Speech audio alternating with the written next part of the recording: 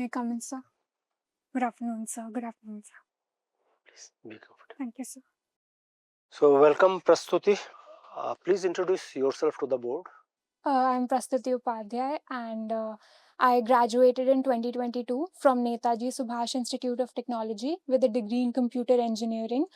After that, I started working as a software engineer at Salesforce. It's located in Hyderabad. It's an American MNC. I worked there for almost 2 years, but after that, I decided to leave my job so I can prepare with full focus for this exam. So, for this attempt, I left my job, and since then, I've been preparing and I'm here. Apart from that, I like to read. I like to read English fiction. I also read mythology genres, and in college, I used to do debating. You have appeared earlier in a interview, in the civil service interview. Yes, sir. I appeared after my graduation completed. I appeared in 2022. So I was at the interview stage, but I couldn't make it to the final list. How much marks you got in the interview? I had 187 marks. Uh, you participated in Harvard National Model United Nation. What was that? So it's actually one of the oldest model UN. So they simulate the United Nations over there, and my college gets an invite. So the debating society conducts a sort of audition process to select a few students to send a delegation every year. So I was a part of that delegation, and we were assigned the Philippines. So we actually represented the Philippines in the model UN simulation. So, UN as a model is successful or has failed? Sir, I think that there are some areas of success. However, I think that the major mandate of the UN, that was to prevent a third world war, in theory it has prevented that, but I think there are many conflicts happening across the world that the UN is not really able to impact too much to prevent them. So I think it's a little dicey to say that they have completely prevented a world war. What was the mandate when UN? When was UN set up, established? It was 1945, right after the World War II. They disbanded the League of Nations and decided to set up a new body called the United Nations. And what was the mandate given to the United Nations? Sir, I remember that the main mandate was to prevent another such war from happening. I don't remember the exact list of mandates that were there. Which country premier president has said that if the United Nations chief will come to my country, I will imprison him? I am sorry, I cannot recall reading about this. So, computer science, you are a computer engineer. Yes, sir. Why is it that even a router is not even this in a computer, the hardware, basically the server, they are still not made in India? They are still imported? Are we advanced or are we so backward? Sir, I think that India is mainly focused on software exports because we have a large labor force that we were able to skill. Hardware development involves a lot more capital, and in terms of factory setup and training in hardware manufacturing is less. So I think those are some of the reasons that we have. It's often said that we skipped the manufacturing part and straight up went Even to servers.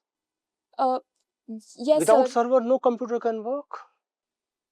Yes, so I think that there is a less amount of basic setup that exists, so we prefer importing it because due to the lack of infrastructure, it is cheaper to just import currently. But I do think that we should expand our hardware manufacturing too. There is something called third world imperialism.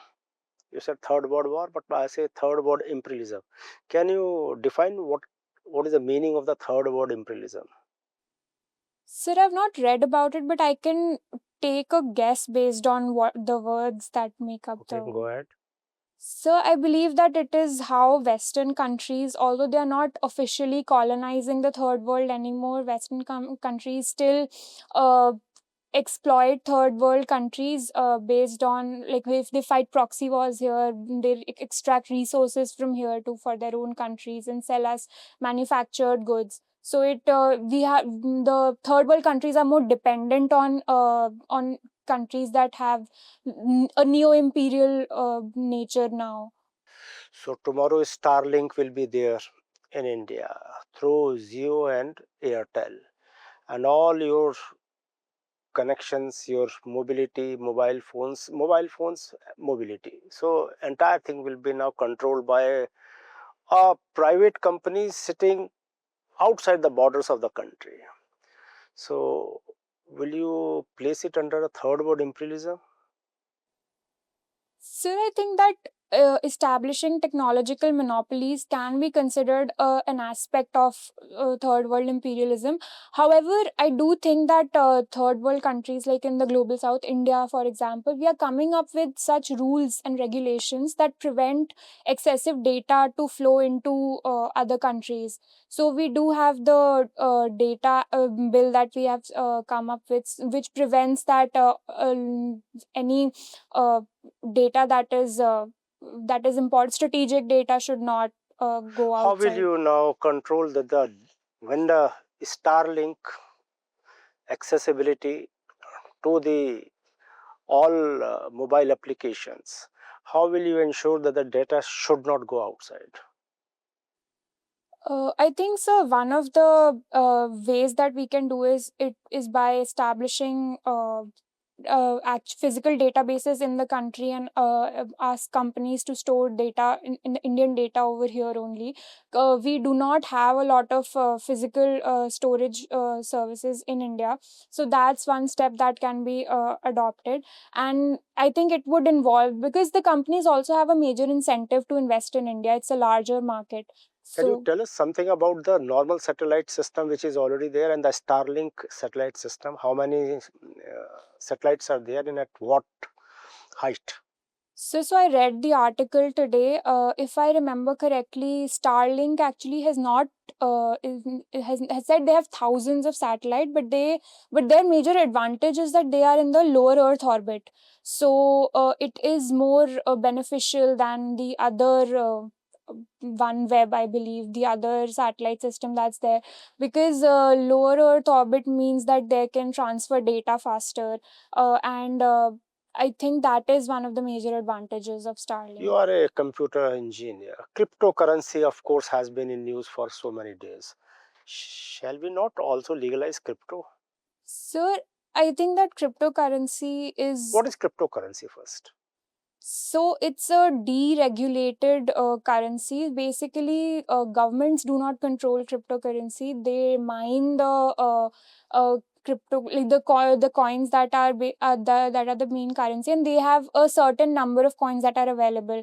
So cryptocurrency ensures that the currency is deregulated. It's not dependent on any sovereign banks or any country. But the problem is that firstly, it's extremely volatile. We have seen that it is controlled by very unpredictable factors. Remember there was a time when Elon Musk used to tweet, and different coins used to change their values based on that. That's too much volatility for a country to depend on. And thirdly, it's difficult to control because it's not regulated by the government or by any state bank. So I think I'm not exactly in favor of legalizing cryptocurrency totally. Shall we ban it? I think it should be regulated, and I think India's approach is fair towards it. I have also seen a decline in What is the the. approach of China? What is China's view on crypto? If I remember correctly, they had banned it completely. Are you I right? Yes, sir. They had banned it completely.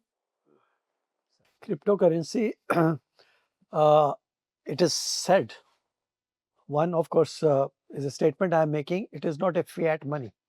How do you react to that? Sir, I believe that is right, because fiat money has to be tendered by a national bank, by the by state authorities, and By the central cryptocurrency. bank. Yes, sir. it has to be by a central bank, and that is not the case with cryptocurrency. Plus, it does not have legal tender in India, so it Okay, fine. cannot be. My question is basically the kind of uncertainties in which the world is getting into, largely because of Trump and Musk supporting cryptocurrency. There are a fair number of chances that the value of cryptocurrency will go up. And a lot of people are thinking of hoarding their monies and their assets and their wealth in the form of cryptocurrencies. How do you react to that? Sir, I do not think that that's a very good approach, because I think although it's true that there's a lot of investment going on in cryptocurrency, we have seen multiple times that it has become a balloon, and it has also caused losses, because it is not tied down to any actual asset, and it exists. We can say that it exists based on different people's expectations of how high it would go. So I think it's very unpredictable, and I don't think it's um, very sensible to put a lot of Who worth into controls it. crypto money, cryptocurrency? Who controls?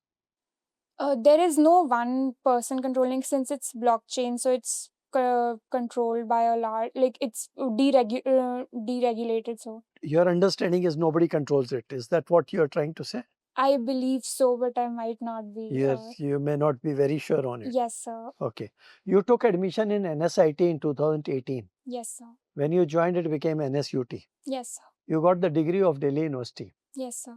Now, are you at a disadvantage that you studied in NSUT and you got degree of another institution, or you got an advantage of that? Sir, I think I got the best of both worlds, because I think I got the degree of Delhi University, which is in itself a very well recognized university. I was in my second year when it officially became a university. NSIT became NSUT.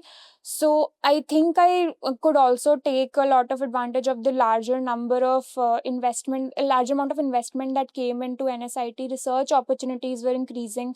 So a few of my friends also did research in their final year.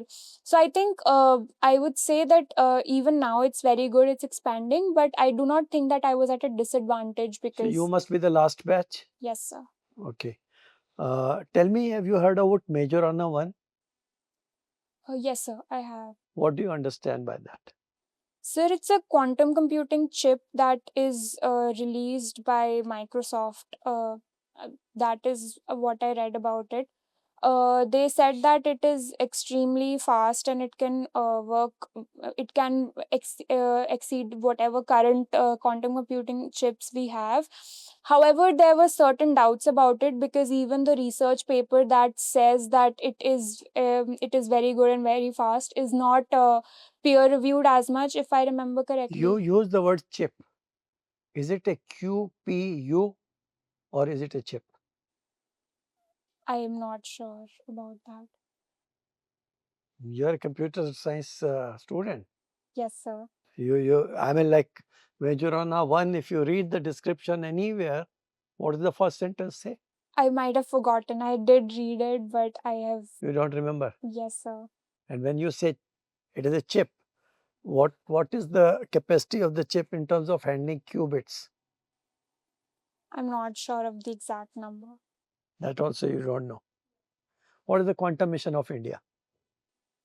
The quantum mission of India. I have read about it, but I cannot recall it. When is the World Quantum Day celebrated? I'm not sure about that. You're a computer engineer, mind it. Yes, sir. I'll read up about it. When was the first World Quantum Day celebrated? Any idea? No, sir. Absolutely no idea. What do you know of artificial general intelligence? So artificial general intelligence is it's a concept that basically aims to achieve an artificial intelligence that is like human intelligence. It can be applied anywhere, and a You machine. use the word like. Yes, sir. You want to change it or you want to keep it?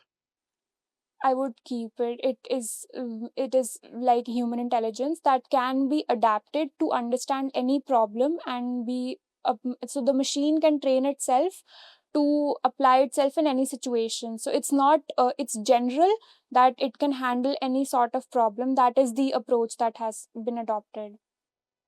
When we talk about AI, most of the time the term used is mimicry.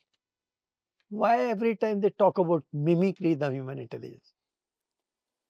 So because I think the idea is that it has to come as close as possible to human intelligence, but human beings are not like machines. So it can mimic human intelligence, but I would say it cannot produce intelligence on its own. It is It mimicking cannot it. replicate.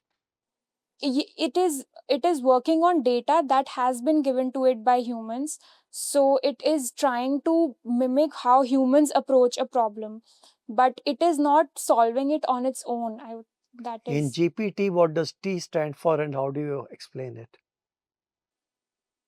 i I don't remember the exact full form. Generative pre-trained transformer, right? Yes, sir. Now you explained the word transformer. I'm not sure about it. Okay, thank you. Prastuti, Yes, sir. you have been debating. You have mentioned that you were director of General Debating Society of NSIT. Can language be used as a weapon? As a weapon, I think yes, it can be. Can you give some example? Sir, so I think that it can be used to to convince people towards a goal, but also it can also be used in a negative way. So, for example, one of the best ways that Indian freedom fighters encouraged people was to use their own use the language of the Can you people. give any current example? Um, Current example would be, I think, in general, leaders use language for it a lot, but I cannot come up with a certain example. Trump is the right example. Yes, sir. They have slogans to. Trump is terrorizing with its language. Yes, sir. So it is the biggest weapon he is using. How do you rate HI versus AI? HI versus AI. So human intelligence versus artificial. So human intelligence. So currently, artificial intelligence is not on par with human intelligence.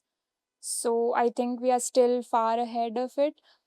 However, I cannot say the same about the future, I would say, but it is still at the stage where we are, as sir mentioned, it is mimicking human intelligence.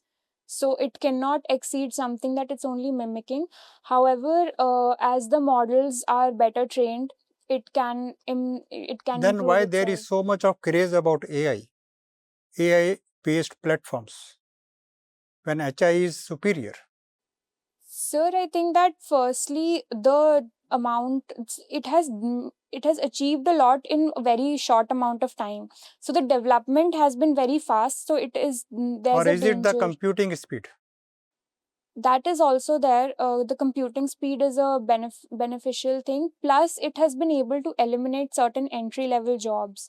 So that is a major concern for people, that it can further continue taking jobs. So I think that is why people are so, I think, worried about it. But it's also something that has been a craze. Uh, Earlier we mentioned about Starlink. Yes, sir. Its entrance in Indian society, will it be beneficial?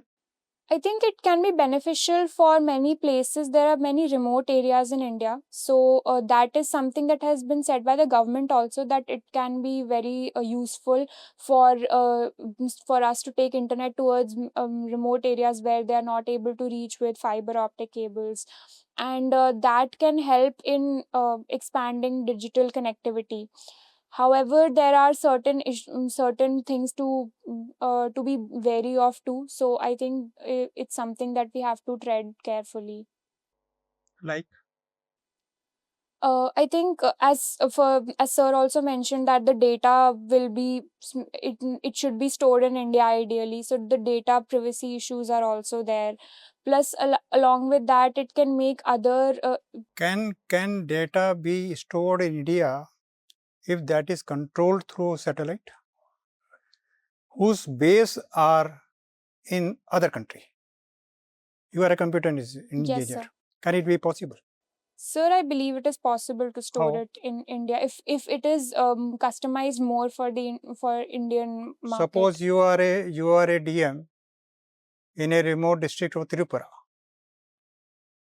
and data is coming through Starlink. So from where it is coming? From the satellite. Yes, sir. Satellite center is controlled by America. Yes, sir. So it will go to the America first, then come to India. Yes, sir. So it is feasible to prevent the data from going to America. Sir, I think if it's taken at a national stage, then it is possible because setting up data centers is a very expensive task, plus it should involve the national government. If that can be done, then it's beneficial for even Indians also because the transfer would be faster if the data is coming from India itself. So it's beneficial in both ways that privacy is there, plus latency would be less. So I think it's something that can be taken up on a national scale. Recently, you might have heard about the issue of Vanuatu Island. I don't remember reading about it. Okay. Our External Affairs Minister have raised the issue of POK. Yes, sir. Can you throw some light on the background of it? The issue of POK. So in 1948, after we had gained independence, Kashmir had still not acceded to India, and Why our External Affairs Minister EAM has raised the issue now? What was the reason? I'm not sure about it. Okay, thank you. Prastuti. What is the meaning, Prastuti? It means presentation. Have you heard of something called Boston Tea Party? Yes. What is it? So it was a revolt by the Americans against British colonialism because tea was one of the major imports of America. So they threw all the tea that had come on the ship into the sea, and it was called the Boston Tea Party. And what was this basic slogan of the protest, which is very famous? I do not remember, sir. So, have you gone through today's newspaper? I have gone through Any it. news that caught your mind? The recent attack that happened on by the Baloch Liberation Army, I read the article on it. It was very interesting. Any news? Because that is 7 days back around. So I read about the US listing 41 countries and put visa restrictions on those countries. So how do you see US putting so much of visa restrictions? Then there is also talk about proportional tariffs.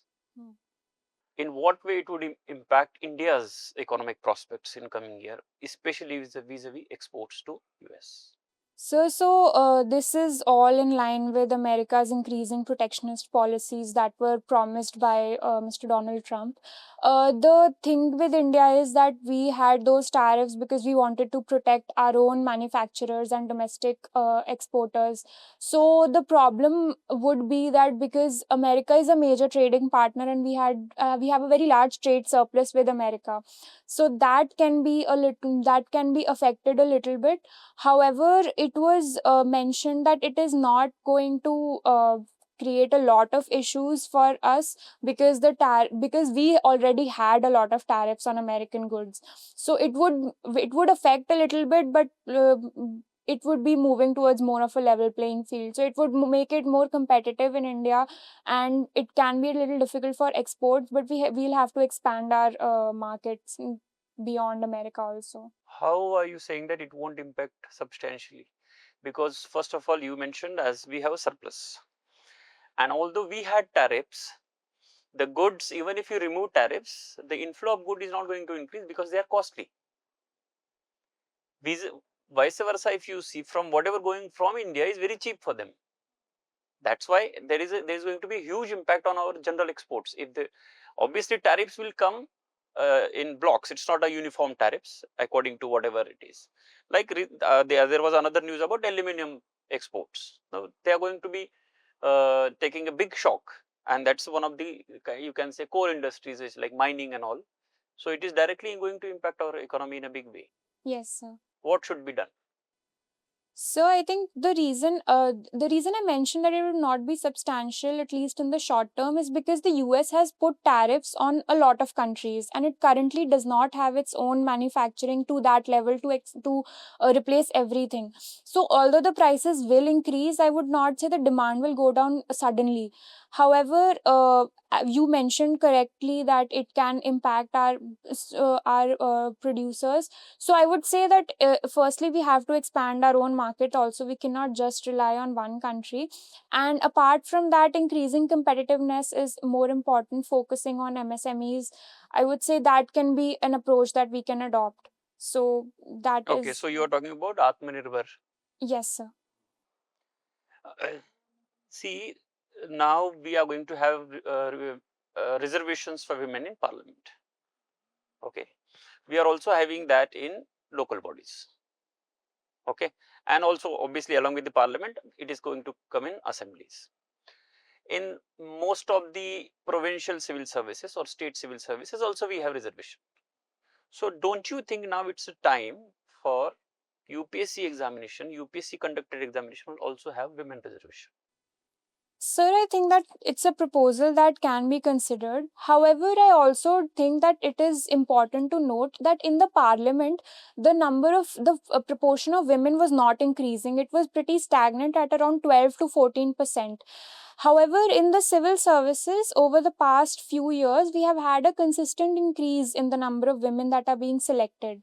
So rather than moving towards reservation, we can aim at ensuring that we move in the next 5 to 7 years, we achieve 30 to 33% women in civil services. If that target is not achieved, we can look at the possibility of reservations, but I think currently we should let it be more organic as it is currently, as it currently is.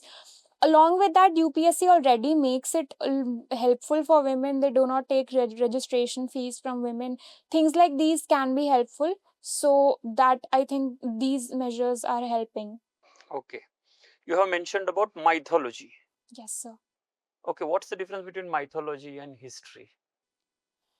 Sir, so history is the academic discipline of studying our past, and it relies on two things. One is archaeology, and the other is literary works.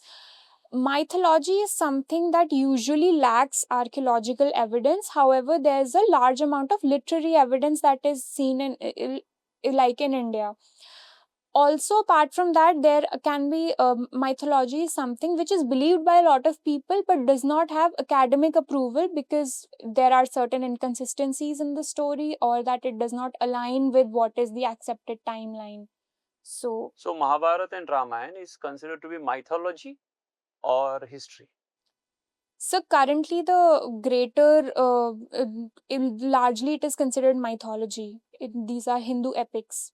But the word used by themselves or Hindu experts for Ramayana and Mahabharata is itihasa. Yes, sir. Okay, they may not use that word for Puranas. Puranas is different. But then when we say mythology, how can we use the word itihasa? Itihas is history. So mythologies, if the word mythology itself is from an academic perspective only, how people look at these stories that are told. But for people who do believe in them, it is considered itihasa. However, the fact is that currently the timelines of the Mahabharata and Ramayana occurred in the Dwapar and Dwapar Yuga and Satyuga and Treta Yuga. So these were actually as per Hindu beliefs only, these happened lakhs of years ago, but we do not currently have a lot of evidence of human civilization in India at that level that many years ago. So these are certain inconsistencies that exist. Plus, there are many things in these stories that do not have scientific backing. So certain mystical elements exist. So this is why, although it is believed to be itihasa, that is majorly the belief of people. Once it does get some sort of academic approval, like the Ram Setu being man-made, does suggest that these stories might have certain relevance if in real life too, with respect to history. So I think till then it would be considered mythology. Prastuti, just tell us 5 features of the current year budget. Sir, current year budget. So, firstly, there was a major tax benefit that was given, that they allowed it to be up to I believe it was around 12 lakhs that was considered tax free. I am not confused. I'm a little confused about the exact number. Uh, Apart from that, also Bihar got a special package from the government. These two I can come up with currently. I have not revised the budget. We'll call you in just 2 minutes. Thank you, sir.